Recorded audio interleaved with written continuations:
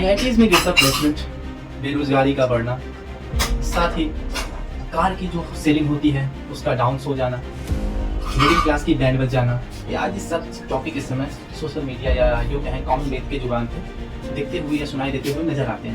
फिलहाल हम आज इन तीनों टॉपिक्स पे डिस्कस करेंगे कि किस प्रकार ये तीनों टॉपिक एक दूसरे से रिलेटेड है। तो फिलहाल एक रिपोर्ट आई है जिसमें कहा गया है कि आईआईटी बॉम्बे हुआ या दिल्ली, रुड़की, कहीं के भी जो बड़े बड़े ब्रांड्स हैं जिसमें सोचते हैं स्टूडेंट कि हाँ इन कॉलेज में अगर एंट्री मिल गई तो लाइफ सेट है। तो जी हाँ, उन्हीं की एक रिपोर्ट आई है जिसमें कहा गया है कि 75% जो ऐसे प्लेसमेंट हुए हैं, बस ओनली 100% स्टूडेंट में 75% स्टूडेंट का ही प्लेसमेंट हो पाया। उसमें से 50% स्टूडेंट ऐसे हैं जिनको सैलरी दी गई है वो भी 30,000 से लेके 50,000 के बीच में।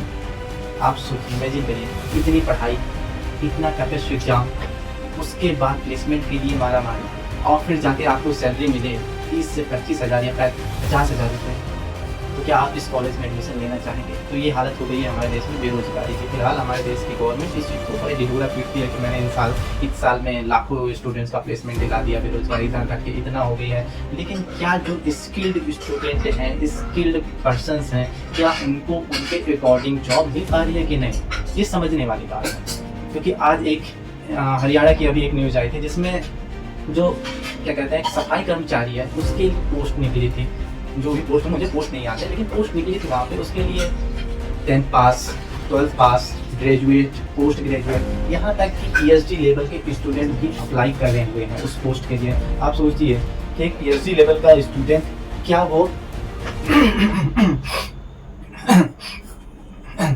वो इस जॉब के लिए उचित है? क्या उससे एक सफाई कर्मचारी जैसा कार्य कराया जाना चाहिए? जी नहीं, वो टीचर के लिए बना हुआ, शोध के लिए बना हुआ, रिसर्च के लिए बना हुआ, उसको ऐसे कार्य सूट नहीं करते। लेकिन हमारे देश में या हमारे किसी राज्य में इस समय जॉब की जिस स्तर से लेवल गिरता जा रहा है वो बेहद सोचनीय बात हो गई है।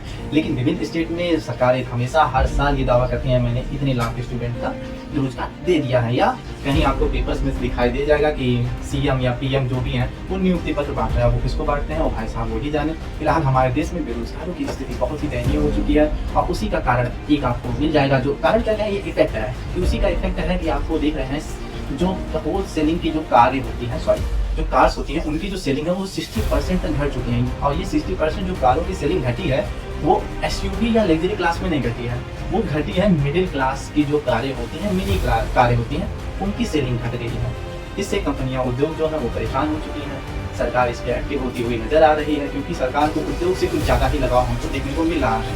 फिलहाल स्टूडेंट या बेरोजगार अगर इस चीज़ से परेशान होता है तो उसको धरने देने पड़ते हैं या विभिन्न तरह के ट्विटर हैशटैग हैंडल्स में जाके कार्रवाइयाँ करनी पड़ती हैं, तब जाके कुछ उनकी मांगे सरकार तक शायद पहुँच पाती हैं। लेकिन जैसे ही उद्योगपतियों का कुछ दुर्दशा नजर आता है सरकार को, वैसे ही हमारी सरकार एक्टिव होती है और कुछ ना कुछ जादुई चिराग से अपना जिन निकालने का प्रयास करती है। अब ये क्यों करती है, सरकार को किससे लगाव है और किससे नहीं है, ये तो आप भी जानते होंगे। फिलहाल जैसा कि दिख रहा है उसी का एक इम्पैक्ट ये हो रहा है कि मिडिल क्लास की भी इनकम घटती हुई नजर आ रही है। इस कारण से जो कार्स की सेलिंग है वो 60% तक घट चुकी है। और कभी कभी तो हमारे यहाँ के जो वित्त मंत्री महोदय हैं उनका भी स्टेटमेंट आता है कि मिलेनियर्स अपने बजट से अब कम पैसा खत्म कर रहे हैं। भाई क्यों न खत्म करें, उनको रोजी रोटी, उनके बच्चे पढ़ाई लिखाई के लिए खत्म करना है। अगर वो कार्स और अपने लग्जरी या अपनी सुख सुविधाओं पे इतना पैसा खत्म करने लगेंगे तो क्या उनके पास जीने के लिए कुछ बच पाएगा? जी नहीं बच पाएगा, क्योंकि ये चीज़ें वो नहीं समझ रहे हैं जो हम आप एक मिडिल क्लास के या लोअर मिडिल क्लास के व्यक्ति इस चीज़ को समझ रहे हैं। कुछ ही देख लीजिए एक और एग्जांपल, जैसे पेट्रोल के दाम या सीएनजी के दाम जो कि 66 रुपये या 67 रुपये के आसपास थे, पहले उसके दाम बढ़ा के हाइक किए जाते हैं कि हाँ 90-95 तो पहुँच ही चुका है।